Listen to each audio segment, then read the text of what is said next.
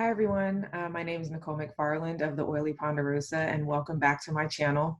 So I wanted to come on here today and just talk in general about a couple of things.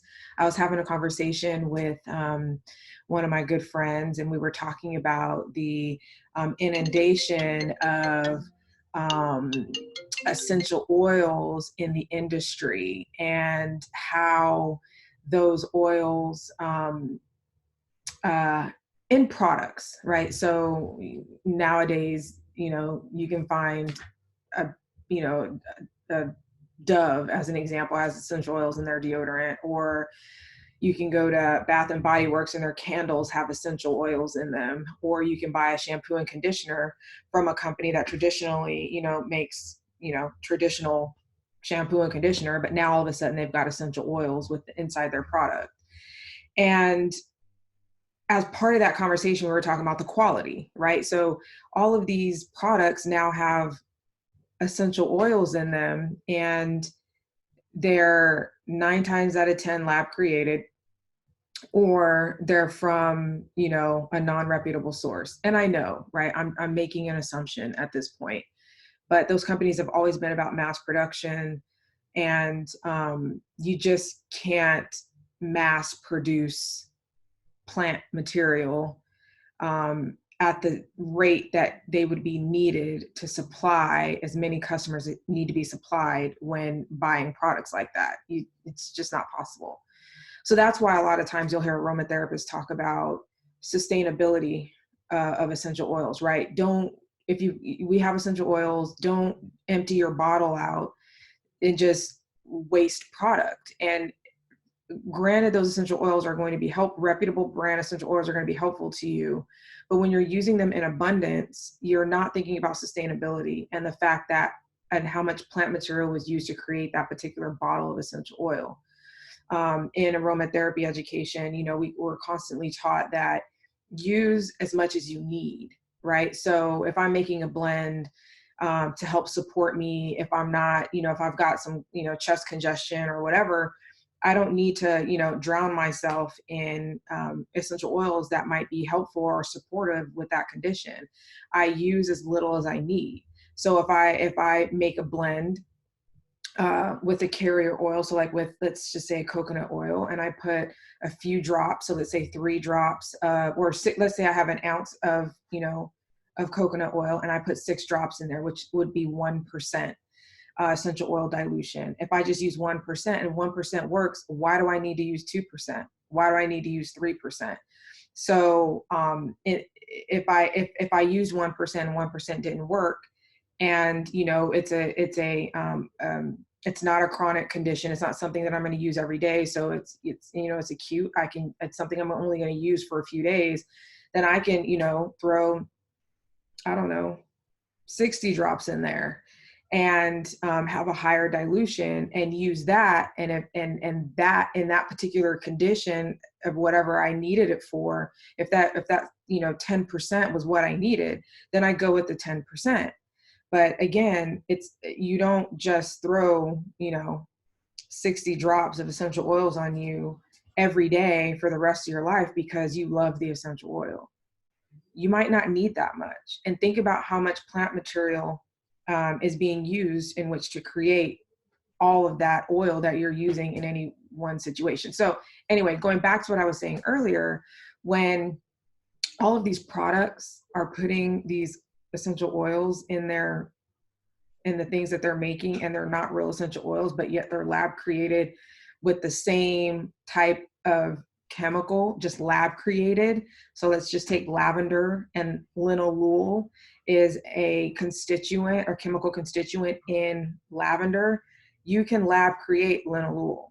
So if you see on a product that says it has essential oils in it and it says linalool as an example, if you're not working with a reputable brand, you don't know if that's a lab created linalool or a natural linalool. So the reason why we're having this conversation is because there was some hair products that I used at one point that had that they said it was 100% natural, and it had natural fragrance, and that natural fragrance was made out of essential oils, and they even listed what essential oils were in there. Well, I was reacting to that product. I was reacting to that product for some reason. Everything else in there, I had no reaction to before in the past. So it was my assumption that I'm likely reacting to the natural fragrance that's in there that this company swears is essential oils. Okay, sure. So uh, I always keep that in mind when I'm talking to people, when people say that they have an allergy to a specific essential oil or an allergy to a specific product. We can all have responses and reactions to different ingredients. I don't care if they're natural or man-made. We can have reactions to them. So if somebody tells you that they have an allergy, take them serious, and also be very inquisitive as you're helping them about what product they're using and what those ingredients are in that product. Because if I were to go to someone and say, and I was still using the product that I'm responding to and said, I'm 100% non-toxic, and they're going to say, and they don't ask me for more information about what product I'm using, you know, what the ingredients are, then I might not ever be able to narrow down that there might be individual may be reacting to something in a natural product that is said to be essential oils or is said to be something, you know, something else natural. So just keep that in mind when you're thinking about yourself and the changes that you want to make in your life when it comes to non-toxic. You know, think about all of the brands that you may be using that you may or may not trust, because you're not thinking about, do I trust this company or not? You might just be saying, hey, their bottle says natural. But think about the ingredients in those products, and then think about if you trust that company. That's another reason why, you know, I'm a full advocate. I fully advocate for Young Living products, because I fully trust them. I've been to, you know, one of their farms. I've been in a lot of educational sessions with Young Living's leadership, and of the products that I've been using and the things that I respond to. You know, I don't have any reactions to the products. We've got a seed to seal guarantee, which I fully respect, in that I know from the soil to the bottling that I can trust every product that comes out of Young Living. Young Living is not the only products that I use. So as an example, I also highly value the company that I get my hair products from, Inner Sense. I trust that company. I know that the owner of that company is diehard committed to making sure that the ingredients within his products are kosher, 100%. You know, they're natural products. He knows the source. He knows exactly where he's getting his ingredients from. You know, he's working with the best chemists to make sure that the formulations are to his standards, and his standards are that his products contain no toxins. So, you know, I trust that company. Like I said, I trust Young Living. So I know the brands that I'm using, and I have fully vested myself in understanding the ingredient, every single ingredient, every product that I use from those companies. And I know, for the most part, like, I don't know the sourcing of Inner Sense ingredients. I just know that I trust the owner to source solid product, or solid ingredients. I trust Young Living. I know the source of Young Living's ingredients. And if I don't, I can send them an email and say, hey, what's our source of this herb? Or what's our source of this oil? For the essential oils, it's easy. You know, we own our own farms. And we have, you know, partner farms that, you know, we distill on site. Like, I know where the essential oil ingredients are coming from, but I'm talking about other products that we carry that have other ingredients outside of just the essential oils. Like, you have to be able to trust where they're getting those ingredients from as well. So again, my friend and I were having this conversation, and, you know, about reactions and the overuse sometimes of essential oils. And I know, especially in Young Living, you know, we are diehard about our product. We want you to use your oils as much as possible, but always, I'm also a realist. And I'm also, you know, an aromatherapist. And I know for in a lot of this business, aromatherapists get looked kind of down upon, because of how we are a little bit more conservative on our use of essential oils. But for me, as long as the oil is working, I really don't care what you think. I just don't. And when I make recommendations for my clients, I'm always conservative. I'm conservative first. If we need to up it, we'll up it. But I'm conservative first. And you know, that's just the way that, you know, I have always been, despite having gone into aromatherapy training.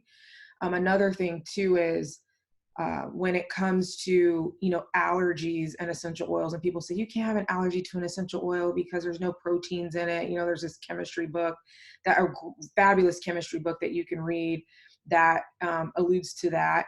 And while I agree with that, I'm not a chemist, I'm not a physician, so I can't tell you what, you know, causes allergy or what doesn't. But what I can say is people have reactions, period. I don't care if they call it an allergy and they defined it incorrectly. People can have reactions to anything. I've got a friend of mine and a client who is allergic to coconut. So anything that I recommend for her that has coconut in it, she can't use it. Coconut is natural. There's a lot of people out there who have an allergy to coconut. So, you know, people who are making roller blends with coconut oil in there, she would be inflamed by that. I've used orange essential oil on my toothpaste because it was recommended. Everybody's like, oh, use, you know, orange. And I'm smarter than this, but I did it anyway. Add a drop of orange on your toothpaste. You know, because I'm conservative, a drop on toothpaste is not, I typically wouldn't do that, right? I wouldn't just add a drop and brush my teeth with it every day. Well, anyway, I had a reaction to that. Like I had what they call sensitization on my lips from, you know, this orange. You can go back to pictures or videos that I might have done at this time, and my lips are freaking black, like I smoke cigarettes.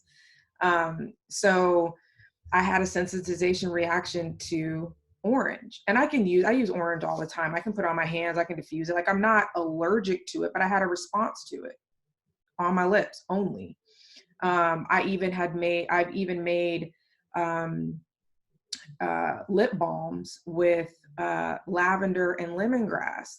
And, you know, before my training and understanding that lemongrass shouldn't be over 0.7% of your formulation. In addition, adding vitamin E to products like lip balms, because it's an antioxidant, is also recommended because lavender can oxidize. And so even after I'd recovered from my situation with orange essential oil, you know, I'm putting on my lip balm that I've taken it out. It's been in the heat, you know, it's been in my pocket. I've been on the range with it.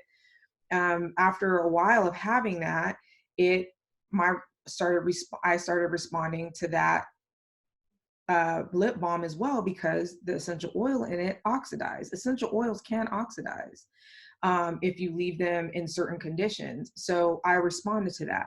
So you always have to think about those things when people are talking to you about essential oils and their, you know, either their lack of like for them or their experience with them that they might have, have said or thought that they were allergic to them. They may be responding to them. You can respond to anything. So just be very cautious of that. And I know a lot of people are, but it's important to make sure that when you're dealing with people and having conversations about oils, that people's reactions are their reactions. And there's just not a lot you can do about that. One other thing that I wanted to talk about that my friend and I were talking about is, making your own products. So like DIY products and like bacteria. A lot of people in my industry make DIY products. One of the most widely talked about products is like hand soap, using Castile soap and adding water to it. So adding any water-based or hydrous ingredient to an oil, or like a Castile soap, which Castile soap doesn't generally have a preservative in it. if you're making a hydrous product with water and you don't have a preservative, and FYI, vitamin E is not a preservative, it's an antioxidant.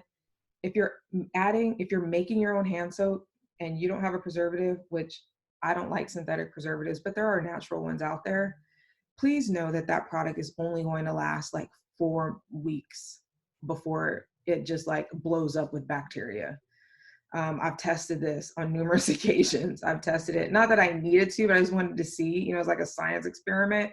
But I've made hand soap in a clear bottle. A lot of people don't use clear bottles. They use solid. So they have no idea like the bacteria that's like brewing in their hand soap. So while they're like washing their hands and they think they're, cleaning themselves, they're like, there's pathogen. It's just it's a hot mess. But yeah, test this out if you'd like. But I've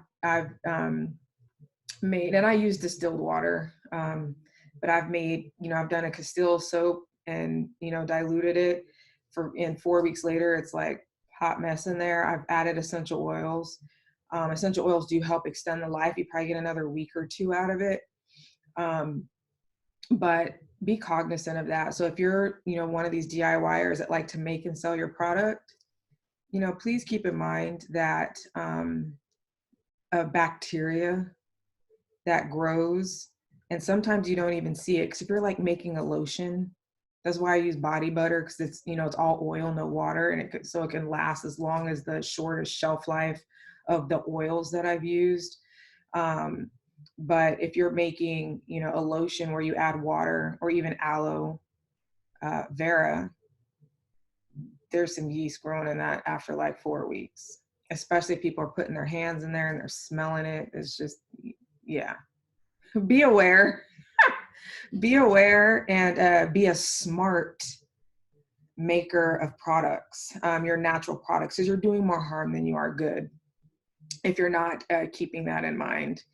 And really, that's all. I just wanted to come on here today. I didn't have like a major topic that I wanted to talk about, but I know that as I was having that conversation with my friend, we were so animated about it, because there's just so much essential oils everywhere. And, Bath and Body Works really got me when I saw, they were having this sale and everybody was in this long line at midnight to buy these candles. And there's like these essential oils in there. And I'm like, man, the lies, right? So not only are you like, the candles are releasing their own toxins. We've got, these lab created essential oils in there also, adding more toxins into the environment. And I hate that they do that. I hate that companies are drawing people in based on essential oils. There's people like me out there and other aromatherapists who are really trying to help our family and our friends, ditch and switch wherever possible, because not everybody's going to like essential oils, and that's completely fine. But some people really do want to ditch toxic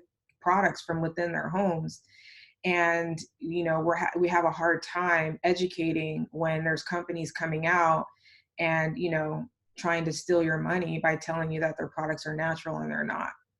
It's a sucky game. But I'm always here with any questions. I just love that, you guys, even one person watches my videos, and I'll keep coming back here every week. And if I have no major topic to talk about, I'll talk about, today, like I'll just ramble on and talk about, a conversation that I might've had that sparked some ideas in my head, just to keep connected with you guys. And of course, if you have any comments, please leave them.